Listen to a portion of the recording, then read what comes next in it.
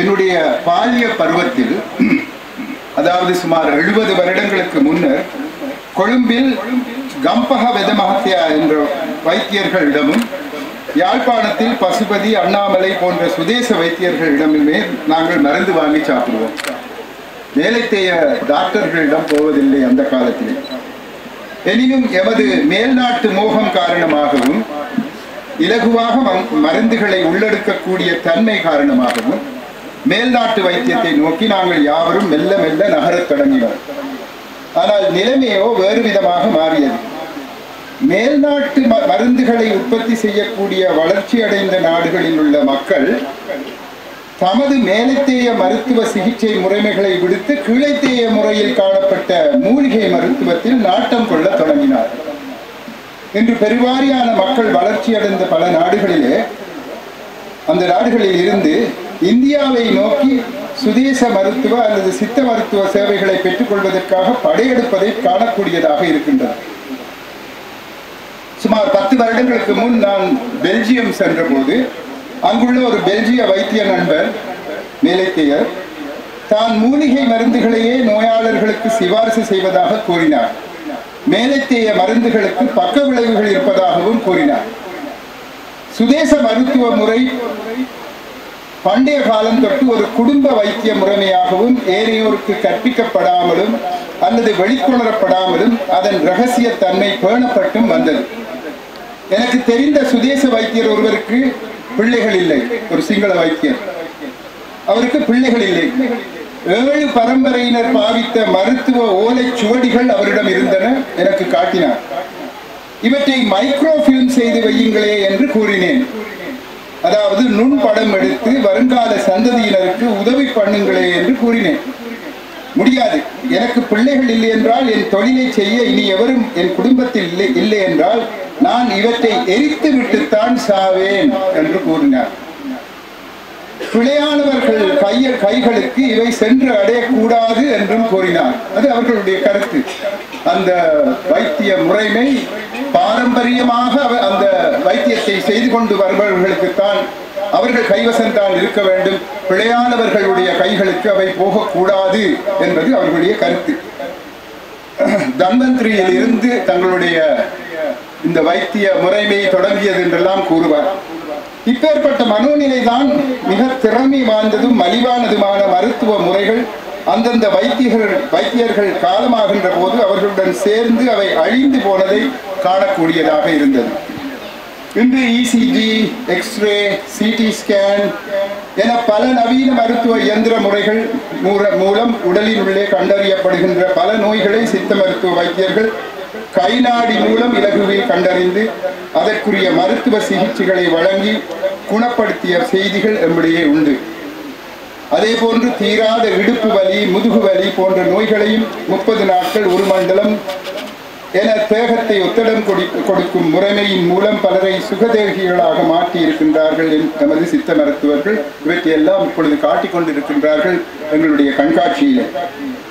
இவ்வாறாயின் ஏன் நாம் சித்த மருத்துவத்தை விட்டு வேலைத்தேய முறைமைக்கு கவலைப்பட்டோம் என ஆராய்ந்து பார்த்தால் அதற்கும் காரணம் இருக்கத்தான் செய்கின்றது.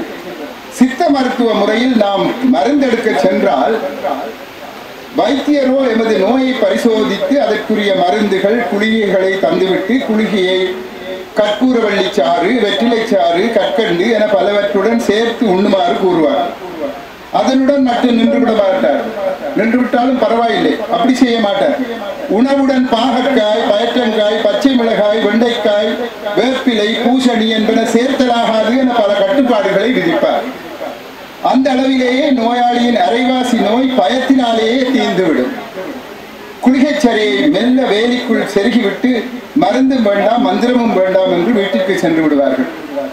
இது எமது வைத்தியத்துறை சார்ந்தவர்களை பரிகாசம் செய்வதாக எண்ண வேண்டாம். ஏனெனில் இது அந்த கால சம்பவங்கள். இன்று நிலைமை முற்றாக மாறியுள்ளது.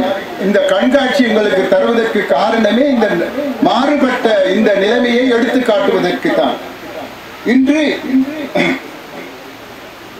நிலைமை முற்றாக மாறியுள்ளது. சுதேச மருத்துவ வைத்திய பிரிவுகள் அனைத்தும் நிறுவனமயப்படுத்தப்பட்டுள்ளன. அதற்கென ஒரு திணைக்களம், பல பிரிவுகள், மருத்துவ கல்லூரிகள், ஆராய்ச்சி மையங்கள், மருந்து தயாரிக்கும் பிரிவுகள் என பல பிரிவுகளுடன் மிகவும் ஒழுங்கமைக்கப்பட்ட முறையில் சுதேச வைத்திய முறைகள் இன்று மாற்றப்பட்டுள்ளன. கடுமையான பத்தியங்கள் இல்லை. மிகவும் இலகுவாக உட்கொள்ளக்கூடிய மருந்துகளும் உடலில் பூசப்படும் எண்ணெய் வகைகளும் அறிமுகப்படுத்தப்பட்டுள்ளன. மருந்துகள் கூடிய மனமற்ற தன்மையுடன் வெளிவருகின்றன. முன்பெல்லாம் தலைக்கு அந்த மருந்துகளை தேர்த்தால் பக்கத்திலே எவருமே வர முடியாது, அந்த அளவுக்கு அதனுடைய மனம் இருக்கு. அத்துடன் மிக சுத்தமான முறையில் அதற்கென ஒழுங்கமைக்கப்பட்ட மருந்து நிறுவனங்களில் சுகாதார முறையில் காற்று இறுக்கமாக அடைக்கப்பட்டு தயாரிக்கப்பட்டு வருகின்றன. மருத்துவ திணைக்களத்தின் தயாரிப்புகளுக்கு மேலதிகமாக தனியார் உற்பத்தி நிறுவனங்களும் இவ்வகையான மருந்துகளை தயாரித்து விநியோகிப்பது இந்த துறைக்கு வலுச்சேர்ப்பதாக உள்ளது. எங்களுடைய வடமாகாண கல்வி அமைச்சு, இந்த வைத்திய அமைச்சு இது சம்பந்தமாக இப்பொழுது மேலும் மேலும் நடவடிக்கைகளை எடுத்துக்கொண்டு செல்கின்றார்கள். அது மட்டுமன்றி பல சமூக மட்ட அமைப்புகள் செயற்படுவதன் மூலம் இத்தயாரிப்புகளின் தரங்கள் உறுதிப்படுத்தப்படுவதுடன் அவற்றின் பாவனை காலங்களும் உத்தரவாதப்படுத்தப்படுகின்றன. இம்மருந்துகளை தயாரிப்பதற்கு பெருவாரியான அரிய வகை மூலிகைகள், பூண்டுகள், இலை, குழை என்பன தேவைப்படுகின்றன. முன்பு வைத்தியர் ஒருவருக்கு மூலிகைகள் சேகரிப்பதற்கு பல உதவியாளர்கள் முழு நேரமாகவும் பகுதி நேரமாகவும் செயற்படுவதை நான் அவதானித்திருக்கின்றேன். அவர்களை கூப்பிடுவார்கள், இந்த இவற்றை போய் எடுத்துக்கொண்டு வா என்று சொன்னால் அவர்கள் காலையில் சென்றால் மத்தியானம் 2 மணி 3 மணிக்கு வருவார்கள். அரிய வகை மூலிகைகளை பெற்றுக் கொள்வதற்காக கிராமமாக காடு கரம்பை என்று அலைந்து திரிய வேண்டும். இப்பிரச்சனைகளுக்கு விடை காணும் வண்ணமாகவும் மூலிகைகளை பெற்றுக் கொள்வதை இலகுவாக்கல் தொடர்பாகவுமே இன்று இந்த மாதிரி மூலிகை தோட்டம் கல்மடு நகரில் ஆரம்பித்து வைக்கப்பட்டுள்ளது. இந்த ஒரு மூலிகை தோட்டத்துடன் மட்டும் நின்று விடாது, பல மூலிகை தோட்டங்கள் ஆங்காங்கே உருவாக்கப்பட வேண்டும் வடமாகாணத்திலே. இவை மூலம் சுதேச மருத்துவ முறைகளையும் தயாரிப்புகளையும் பொதுமக்களிடையேயும் தனியார் துறைகளிடையேயும் பிரபல்யப்படுத்த முடியும். அது மட்டுமல்லாது இன்றைய மருத்துவ முறைகளில் காணப்படக்கூடிய குறைபாடுகள், வெளிப்படையற்ற தன்மை என்பன ஆராயப்பட்டு சீர் செய்யப்படுகின்ற போது சித்த மருத்துவ துறை மேலோங்கி வளரும். அத்துடன் ஏழை எளிய மக்களும் நன்மை பெறுவார்கள். கொழும்பிலே ஒரு தனியார் மேலைத்தேய வைத்திய முறை வைத்தியசாலையில் ஒரு சில நாட்கள் இருக்க வேண்டி வந்தால் கூட பணத்தை கொட்டிவிட்டு வர வேண்டி இருக்கும். மருந்துகளின் விலைகளும் அவ்வாறுதான். மேலைத்தேய மருந்துகளின் விலை ஆன்மீக அடிப்படையில் பார்க்கும் போது மக்கள் பணத்தை சேர்ப்பதும் அப்படித்தான், அதை செலவழிப்பதும் அப்படித்தான் என்று புரியும். பல பணக்காரர்கள் இந்த பெயர் கொண்ட இந்த வைத்தியசாலையில் தனது சிகிச்சைக்காக இத்தனை லட்சம் செலவாகியது என்று பெருமையுடன் கூறுவதை நான் கேட்டுள்ளேன். அதாவது அப்பேற்பட்ட ஒரு வைத்தியசாலைக்கு தான் சென்றதையும் இவ்வளவு பணத்தை நான் செலவழித்தேன் என்பதை பெருமையாக கூறுவார்கள். அவர்களின் உழைப்பும் அப்படித்தான், வைத்திய செலவுகளும் அப்படித்தான். அண்மையில் என் மகன்மார்கள் எனக்கு உதவாமல் இருந்திருந்தால் வைத்தியசாலையை விட்டு வந்திருப்பேனோ எனக்கு தெரியாது. அந்த பெரிய பில் ஒன்று தந்தார்கள். அதில் விசித்திரம் என்னவென்றால், எனக்கு கடைசியாக குணமாகியது கொழும்பு பெரிய ஆஸ்பத்திரியே. பணத்தை கொட்டி கொடுத்தது தனியார் ஆஸ்பத்திரிக்கு. பிழையாக ஆய்ந்து உணர்ந்தனர் தனியார் வைத்தியசாலையினர் என்று கூறி இந்த வழக்குத்தான் நிற்க முடியுமா என்னால் ஆகவே கொடுத்து விட்டு வந்தோம். நான் சுதேச வைத்தியம் பற்றி பேச வந்துவிட்டு விதேச முறை வைத்திய செலவு முறை பற்றி பேசுகின்றேன். காரணம், விதேச முறை வைத்திய செலவுகள் கட்டுக்கடங்காமல் சென்று கொண்டிருக்கின்றன. அந்த காலத்தில் என் வைத்தியர் கூறுவார், இன்று நாங்கள் வைத்தியம் பார்ப்பதில்லை, யந்திரங்கள் தான் வைத்தியம் பார்க்கின்றன என்று. அதாவது இந்த நாடி வைத்தியங்கள் எல்லாம் அவர்கள் செய்வதில்லை, யந்திரங்கள் தான் இவற்றை செய்கின்றன.